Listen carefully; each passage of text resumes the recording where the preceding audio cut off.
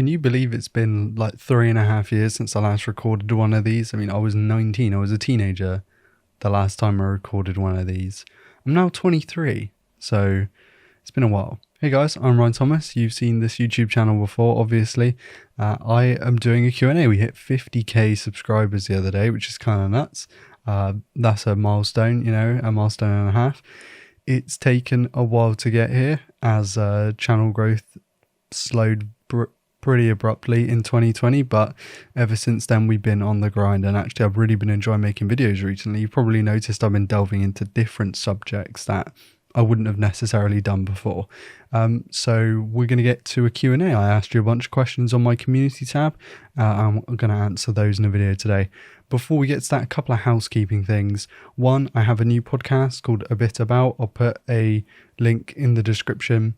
It's a series that I put out once every 2 weeks, so it's a little bit on the slow side, but it's interviews with people that I find really interesting. So far I've had Damien Wild on there. By the time this goes out, Ben, Lover of Tech, will have had his episode come on there, and then in a couple of weeks there will be Josh from 91 Tech also come on there. Really, really good interviews, all three of them. I loved having them on, so do check that out.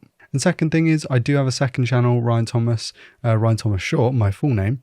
I'm going to put a link to that in the video description. I'm going to be uploading some sort of second channel camera stuff, and more sort of stuff that isn't made for this channel. Thirdly, you probably noticed I have two microphones here. I'll explain quickly. This is for Windows on my PC because none of my interfaces seem to work with Windows, and this is the one I use in my camera and in my interface with my Mac. So yeah, don't worry about this thing here. It's just there. Right, I've kept you waiting too long. Let's get into the questions that you asked. First question comes from the mighty Bruce Wayne, who says, what's my favorite Android skin and what would I recommend to anyone? I think it's One UI. I really like One UI. It's clean, it looks good, it's functional, adds meaningful differences, especially with the L version for the fold and stuff like that. It's just a good skin. You can't really go wrong with Pixel Experience, but I just find it's a little bit toy-like compared to the Samsung one. Samsung one's my favorite. What's my least favorite skin from Shepherd Newton? I'd probably say Xiaomi's Mi. No, it's probably, that's actually very different. Probably ColorOS, Oppo's ColorOS. It's not bad. I actually really like it, but I feel like most of the Android skins are really good, so it's kind of hard to pick which one I would say is the worst. So yeah, I don't think you can really go wrong with ColorOS, but it's not my favorite. From Binded Vision, is removing the charger environmentally friendly or just an excuse to milk money? I think it's the latter. I don't see many chargers getting thrown to landfill. It's mostly the phones. People actually tend to hold on to chargers, if you haven't noticed.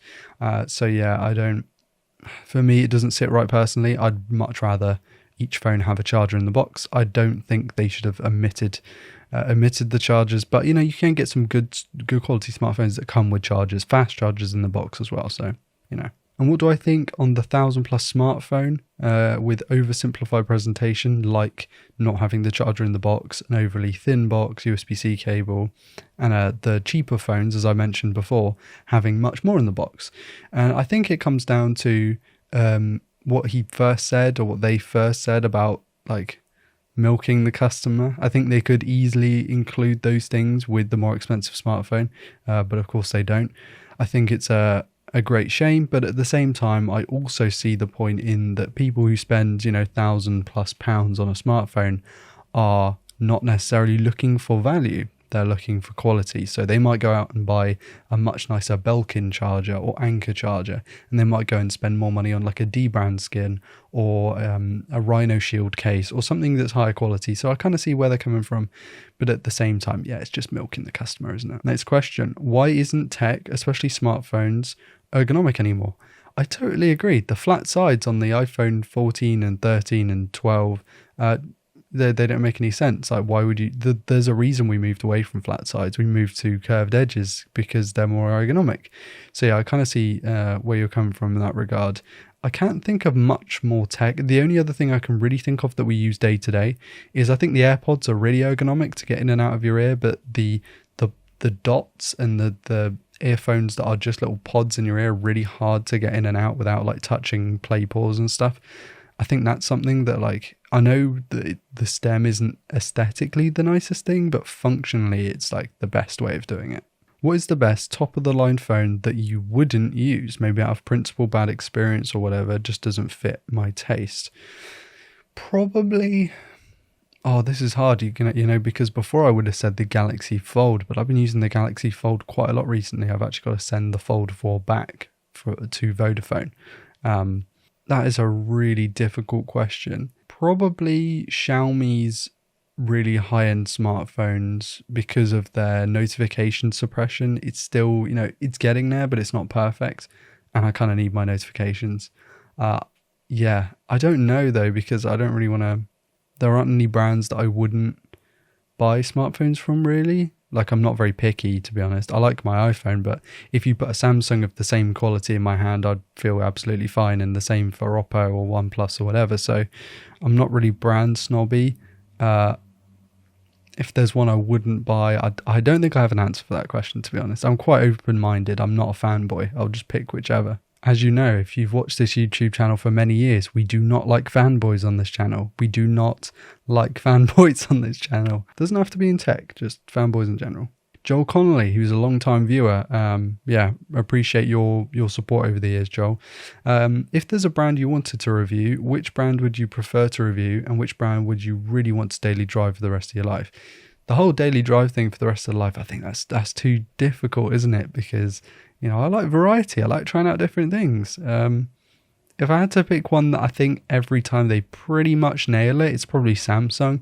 So I'd like the S Ultra or the S Pro or the S, one of those, the flagship versions. I'd like one of those probably every year for the rest of my life if I had to pick one.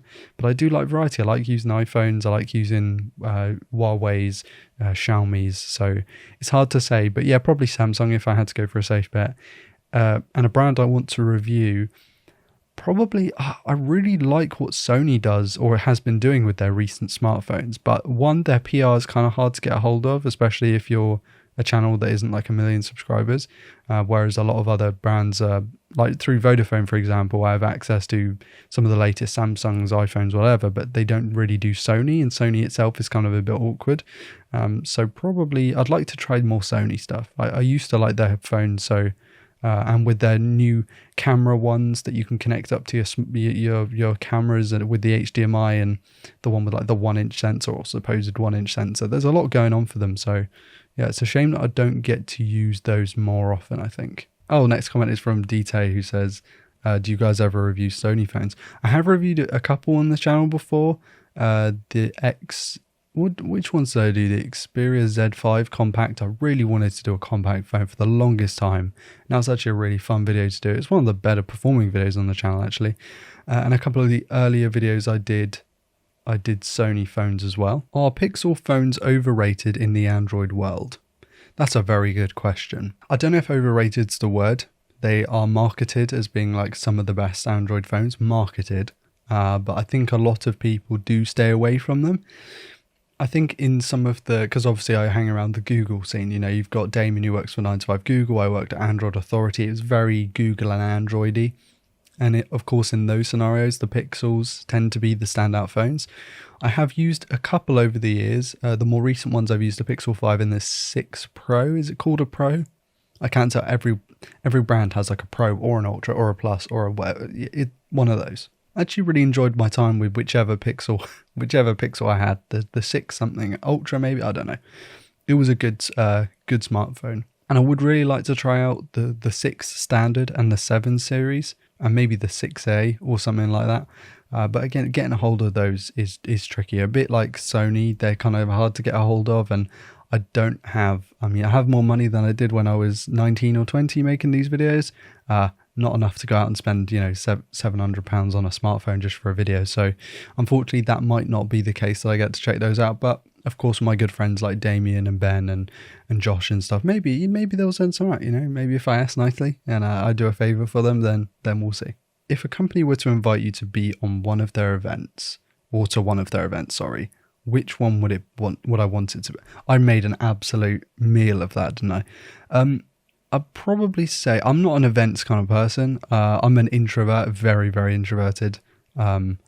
it's hard for me to kind of sometimes even leave the house with, because I don't like busyness. But let's just cut that out and make it a hypothetical. I've been to one event in my time. It was a OnePlus 7T series launch in London. It was really cool. I got to hang out with one of my best friends, Morgan, and also who's been on the channel before, and also Lover of Tech Ben, Damien Wild, and Bite Review Tom. I always forget his channel name. I just know him as Tom. But yeah, a really cool event. Met some interesting people there. I was so scared to go and speak to Mr. Who's the Boss. He was like right there, and I could have just said hello, but I didn't. Introvert. And also Chris Barraclough, who runs the Techspert channel. Damien introduced me to him. Really cool guy. Really, really funny guy, actually. So yeah, if I had to go to another one, or go to a bigger one, maybe the Samsung ones always look really exciting, don't they? With the light shows and stuff. Maybe one of those, or maybe a Sony one if they ever did like a nice big one. I really like Sony. Maybe that's coming across in this video. Do you think it's worth spending £1,000 on a smartphone? Yeah, I guess. I mean, a lot of smartphones these days are bought on contracts, so you don't actually see £1,000 leave your account. You see sort of, between $50 and $100 per month leave your account, depending on the length of the plan and stuff like that. It depends how long you hold on to your phone for. If you're the sort of person who upgrades every 5 to 6 years, which you could do feasibly with a Samsung or an Apple phone in terms of their software support, then yeah, I would say it's probably worth it. And if you use all the features, if you just call and text and maybe use Twitter, there's no point spending £1,000 on a smartphone, because a £200 one is going to do exactly the same. But if you're always after really nice photos, with really good image quality, lots of versatility, maybe you play games on your smartphone quite a lot and you need good performance, it's more than worth it if you make use of it. And it also depends on, your financial situation. If you're earning like 5k a year, maybe don't spend a fifth of that on your smartphone. But if you're earning 40k a year, it's a different story entirely. And it's usually spread out over multiple years. So yeah, it kind of depends on the situation. I don't think it was really worth me buying this iPhone 14 Pro, but I wanted it. And do I regret it? Maybe a little bit, because it's really expensive, but I can afford it. I just maybe would be a bit wiser with my money next time. Maybe I'll hold on to this for a few years, like I say about every smartphone I use. What inspired me to start a tech YouTube channel? This YouTube channel used to be a graphic design channel. I used to be a graphic designer growing up at like the age of 12 and 13 years old. And then I actually talked about this in the 91 Tech podcast. So go and check that out in a couple of weeks when it comes out. Or I don't know, because this video might go out in a couple of weeks. Either way, basically I did one video in the vein of, should you still buy the Nexus 4? And it did all right. So I thought, I'll just keep doing it for other smartphones, and it did all right. Favorite of all time smartphone, Galaxy S7 Edge. I have gone back and forth on this over the years, but I've pretty much consolidated that it is the Galaxy S7 Edge.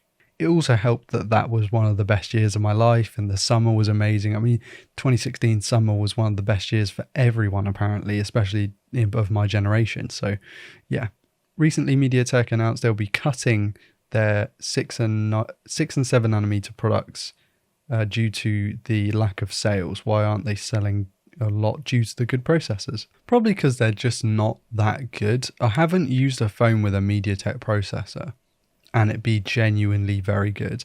It's maybe good at some things and maybe good at others, but it's not as well-rounded as a Snapdragon. It's the same reason that Exynos isn't particularly good, and why actually here in Europe we've longed for the longest time for a Snapdragon version, and now you can buy the Fold and the Flip and they come with the Snapdragon versions.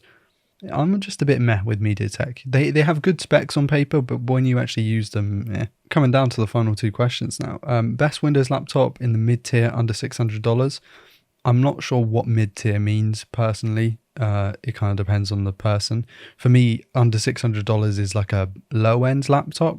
And then you have laptops sort of in what I would say the mid. I guess it's used as well, but I'd say mid-range laptops about £1,000, $1,000, and then the high-end ones are sort of £2,000 plus. I would probably say. I mean, hang on. Let me get my ThinkPad at the moment.